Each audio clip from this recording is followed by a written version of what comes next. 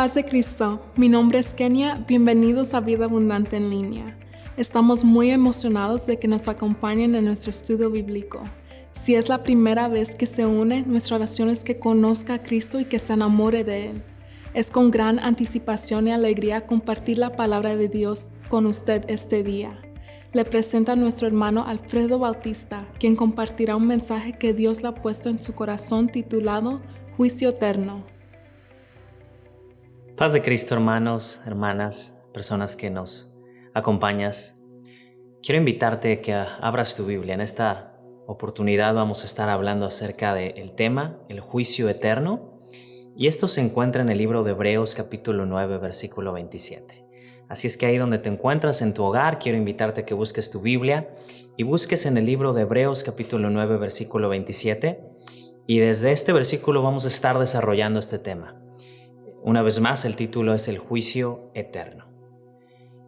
Y dice de esta manera el libro de Hebreos: y de la manera que está establecido para los hombres que mueran una sola vez, y después de esto, el juicio.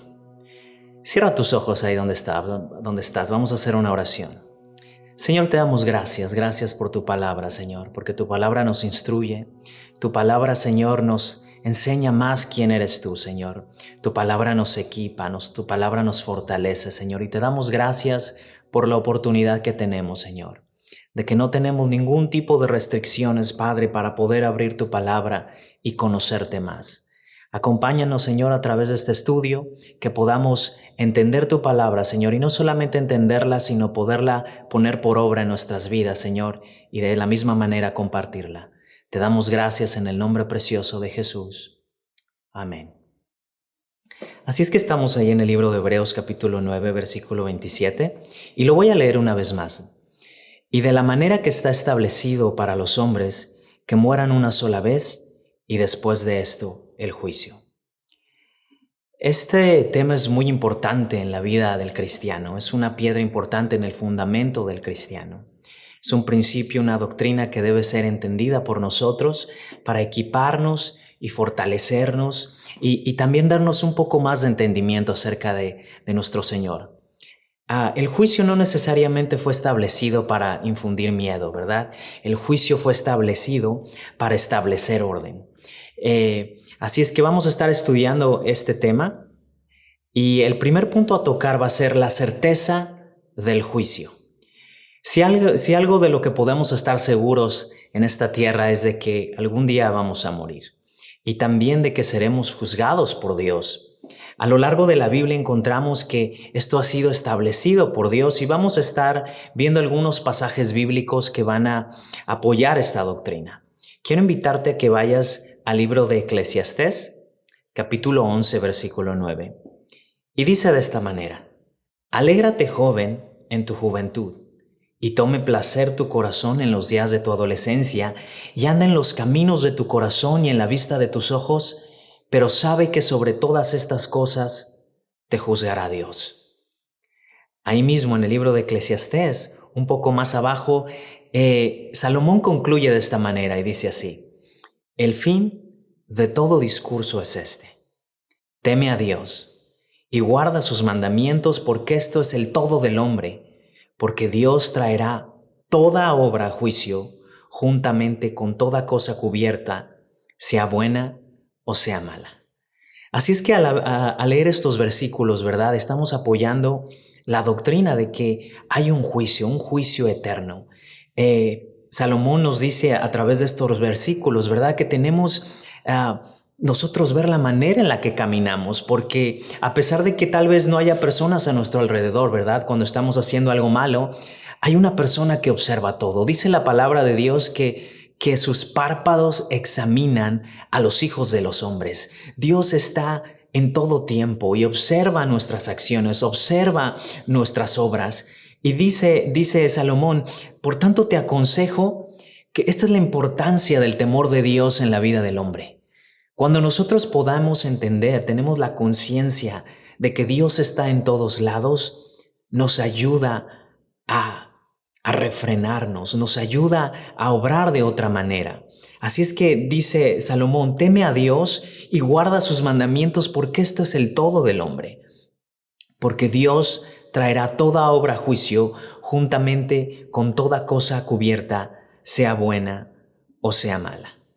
Entonces ya tocamos que, ¿verdad? Es inevitable, esto es algo establecido por nuestro Señor.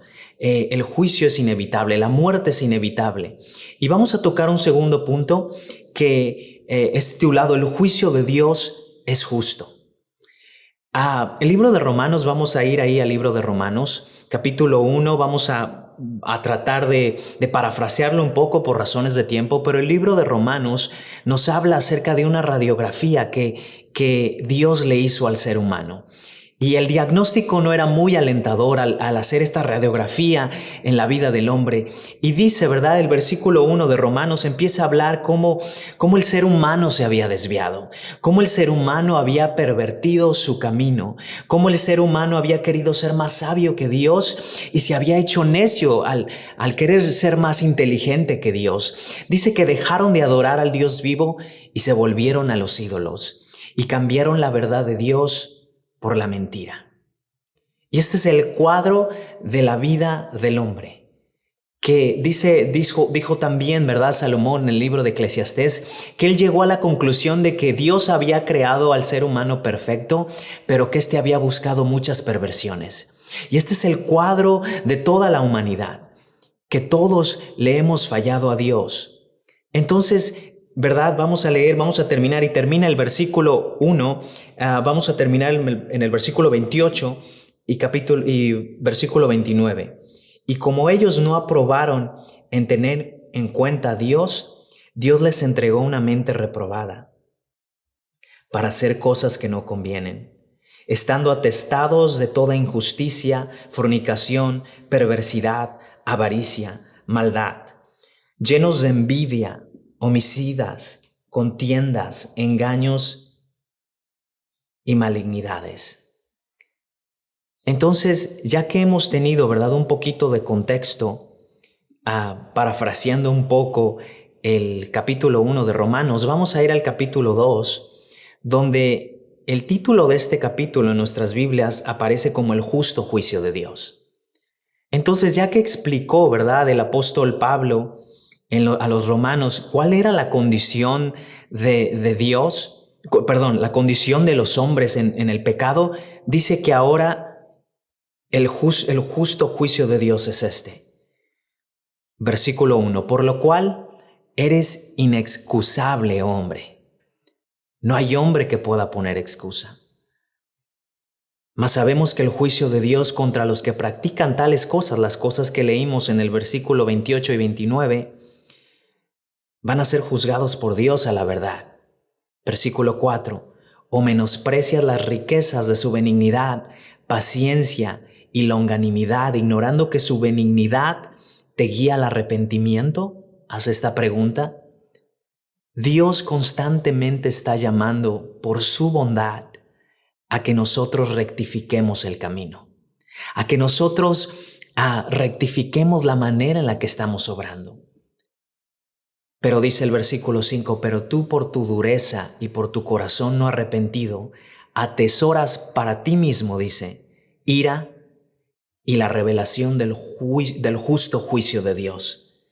Versículo 6, el cual pagará a cada uno conforme a sus obras. Vida eterna a los que perseveraron en hacer el bien y buscan gloria, honra e inmortalidad, pero ira y enojo a los que son contenciosos y no obedecen a la verdad, sino que obedecen a la injusticia. Entonces nos estamos dando cuenta que el juicio de Dios es justo, porque pagará a cada hombre conforme a sus obras. Y conforme vamos estudiando más el tema, tenemos más detalles, ¿verdad?, en referencia al juicio eterno de Dios. Y a continuación vamos a estar estudiando dos detalles muy importantes en el juicio eterno de Dios. Uno es el tribunal de Cristo, que es el juicio para los creyentes, las personas que hemos aceptado a Jesús como nuestro Salvador. Y el juicio del trono blanco, que es el juicio para las personas que rechazaron a nuestro Señor Jesucristo, las personas que no le han aceptado como su Salvador. Vamos a empezar con el tribunal de Cristo. Y el tribunal de Cristo no determina la salvación de una persona. Esta está determinada por el sacrificio de Jesús en la cruz. Así es que quiero invitarte a que vamos ahí al libro de Colosenses capítulo 2, versículo 13 y 14. Y dice de esta manera: y a vosotros estando muertos en pecados. Esa era la condición que leímos en el libro de Romanos, capítulo 1. Dice que Él nos dio vida juntamente con Él y nos perdonó todos los pecados, anulando el acta de decretos, toda esa lista que era contraria, todo ese ticket grande que teníamos de tantas infracciones de la ley de Dios. Dice que Él anuló esa acta de decretos que nos era contraria a nosotros. La quitó de en medio y la clavó en la cruz del Calvario. Y es ahí donde nosotros encontramos redención. Es ahí donde nosotros encontramos el perdón de nuestros pecados. El libro de Romanos capítulo 8 versículo 1 dice de esta manera, apoyando, ¿verdad?, esta verdad. Ahora pues, ya no hay ninguna condenación para los que están en Cristo Jesús. Entonces, el tribunal de Cristo no es un juicio para juzgar nuestros pecados. Todos nuestros pecados fueron perdonados y nunca seremos condenados por ellos. No debemos mirar el tribunal de Cristo como un juicio de Dios a nuestros pecados, sino como una recompensa a nuestro trabajo en Él. Entonces, esto es básicamente como una graduación, ¿verdad? Todas las personas que se gradúan de alguna escuela, ¿verdad? No todos se gradúan con el mismo promedio de calificaciones. Hay personas que se esforzaron de más, que tuvieron actividades, ¿verdad?, extras, que buscaron tener clases extras, que buscaron tener tal vez, no sé, ¿verdad?, servicio social. Y hay muchas personas que se gradúan, ¿verdad?, con medallas, y esto es básicamente el tribunal de Cristo. Y nosotros seremos juzgados en base a esto. En base a nuestra obediencia a la gran comisión en Mateo 28. Seremos galardonados en base a qué tanto esfuerzo hicimos por compartir el Evangelio a través de la tierra. Seremos además juzgados en base a las almas que hayamos ganado. En el libro de Primera de Tesalonicenses, capítulo 2, 19, el apóstol Pablo se refiere a los tesalonicenses como su galardón, como su corona. Y así va a ser en aquel día, hermano. Todas esas personas, todo ese esfuerzo que has hecho por compartir el Evangelio y por llevar de la mano a una persona a conocer a nuestro Señor Jesucristo, va a ser recompensado en aquel día. Vamos a ser también, ¿verdad?, galardonados o juzgados en base al trabajo realizado en la obra de nuestro Señor Jesucristo. Pero aquí hay un punto importante que quisiera tratar por un par de minutos. Los términos en los que Dios evalúa un ministerio no son los términos en los que nosotros los evaluamos. No es, ¿verdad?, lo extravagante de un ministerio, no es tal vez el talento que tenga una persona, ¿verdad?, para hacer una labor en la iglesia. Esa no es la manera en la que juzga a Dios un ministerio. Dios tiene un criterio de evaluación diferente a nosotros. No es tanto lo que hagamos, sino por qué lo hacemos. A Dios le interesa más dónde está tu corazón cuando haces las cosas. Así es que cada vez que emprendamos alguna actividad, cada vez que emprendamos algo para la obra de Dios, tenemos que ver también dónde están nuestras intenciones, dónde está nuestro corazón. Es por eso que todas las disciplinas espirituales deben realizarse en secreto, de acuerdo al Sermón del Monte. Dice, cuando des ofrenda, no toques trompeta, dala porque quieres darle al Señor. Cuando ores, no te pongas en la esquina de la calle, ora en secreto. Por eso todas las disciplinas espirituales, dice el Señor, tienen que ser desempeñadas en secreto, porque la recompensa no es la admiración de las personas. La recompensa viene de Dios. Fíjate lo que dice Primera de Corintios 4:5. Así que no juzguéis nada antes de tiempo, hasta que venga el Señor, el cual aclarará también lo oculto de las tinieblas y manifestará las intenciones del corazón. Y entonces cada uno recibirá su alabanza de Dios. Para Dios es más importante las intenciones del corazón. Para Dios es más importante que todo lo que hagamos venga en base a una relación con el Espíritu Santo de Dios. Que no esté apoyada en que simplemente tenemos el talento tal vez o simplemente tenemos la capacidad de hacer las cosas. Para Dios es importante la dependencia en su Espíritu Santo. Y por eso, ¿verdad? El apóstol Juan le reprocha a la iglesia en Efesio por medio del Espíritu Santo y le dice, ¿sabes qué? Yo entiendo que todo esto que has hecho me agrada, pero mi reproche para ti es que al hacer todo esto has perdido tu primer amor. ¿De qué nos sirve tener tal vez ministerios o desarrollar una tarea en la iglesia si estamos sacrificando lo más importante, que es tener una relación con nuestro Señor Jesucristo? Entonces es importante, hermano, que veamos la manera en la que estamos trabajando si queremos ser galardonados por Dios en aquel día.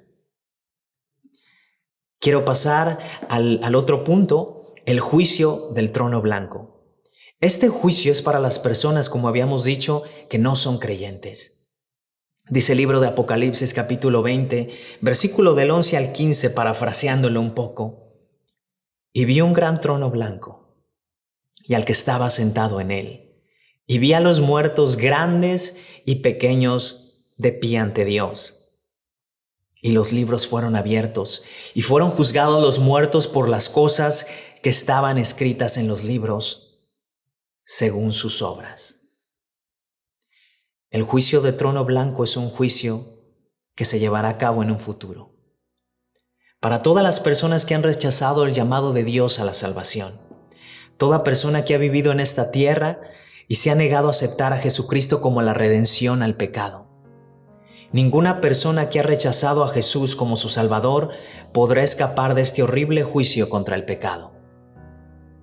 Todos los pecadores que no se arrepientan en esta vida sufrirán el castigo eterno después de que hayan sido juzgados por Dios en el juicio del trono blanco.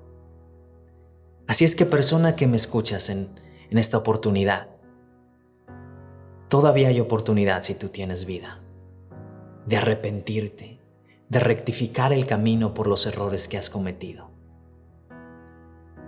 Si tú te arrepientes, si tú le das un giro a tu vida y te acercas a Dios y aceptas su sacrificio en la cruz, no tienes que ser parte de este juicio.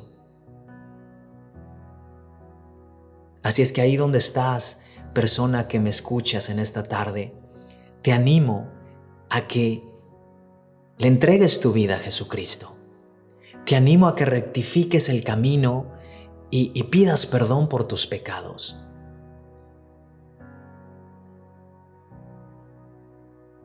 Quiero invitarte a que cierres tus ojos ahí donde estás y vamos a hacer una oración para dar finalización a nuestro estudio. Señor Jesús, te damos gracias. A manera muy breve, Señor, hemos expuesto este tema, este mensaje, Señor. Te pedimos que esto, Señor Jesucristo, simplemente mueva un poco la curiosidad en nosotros que lo hemos escuchado, mi Dios, en las personas que lo están escuchando y que podamos estudiar a más detalle, Señor Jesucristo, el juicio eterno.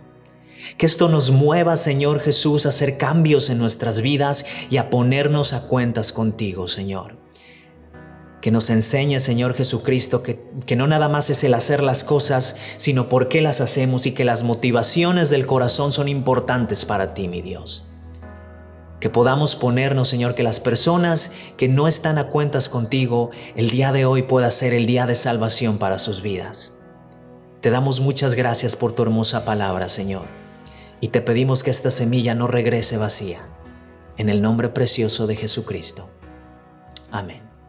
Que el Señor te bendiga. Gloria a Dios. Gracias, hermano Bautista, por compartir un mensaje tan poderoso con nosotros. Sepan que la palabra de Dios nunca regresa vacía. Estamos confiando y creyendo que Él logrará lo que comenzó en su vida. Le agradecemos por acompañarnos en nuestro estudio bíblico. Lo invitamos a suscribirse a nuestro canal de YouTube, síganos en Instagram y haga clic en me gusta en Facebook. Hasta la próxima, que Dios los bendiga.